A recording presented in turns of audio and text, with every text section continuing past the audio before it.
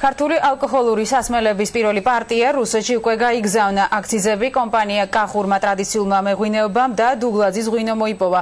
მინერალური წყლების შემდეგ ქართული ღვინო და კონიაკი რუსეთის სუპერმარკეტებში რამდენიმე დღეში გამოჩნდება.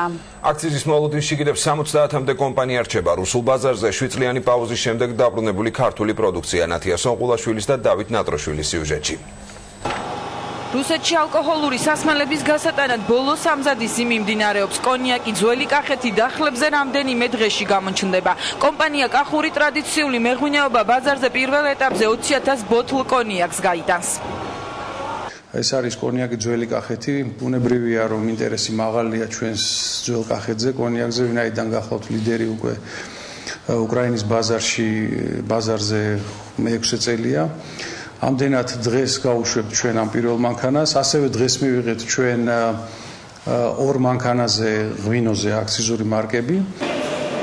კიდევ ერთი ორგანიზაცია, რომელიც რუსულ ბაზარზე ექსპორტს განახორციელებს, დუგლაძის ღვინის კომპანია. 18 სხვადასხვა სახეობის სასმელი და 120,000 ბოთლი ორ დღეში. თვის ბოლომდე კი კომპანია ექსპორტზე 2 მილიონამდე ბოთლ კონიაკსა და ღვინოს გაიტანს.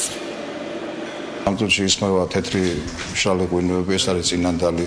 ეს არის წითელი, რომელიც არის მუგუზანი, საფერავი, ნახევრადკველი, კიძმარაული, ასევე ხვანჩკარა, ასევე საკონიაკე ბრენდები გადის 8 სახეობის. ქართული ალკოჰოლური სასმელები საშუალო და მაღალ საფასო სეგმენტში გაიყიდება და მისი ღირებულება დაახლოებით 300-400 რუბლი იქნება. პარალელურ რეჟიმში ხილისა და ბოსტნეულის ექსპორტზეც მიმდინარეობს მუშაობა. დიდი მოლოდინებია, რა თქმა უნდა, იცით რომ საკმაოდ ბევრ კომპანიას აქვს მიღებული უკვე უფლება გატანის რუსეთის ბაზარზე და ისინი მიიღებენ უახლოეს პერიოდში აქციზურ მარკებს და ასევე მოახდენენ თავიანთი პროდუქციის ექსპორტს. მე ვფიქრობ, რომ ეს პროცესი არის უკვე ინტენსიურად წარიმართება.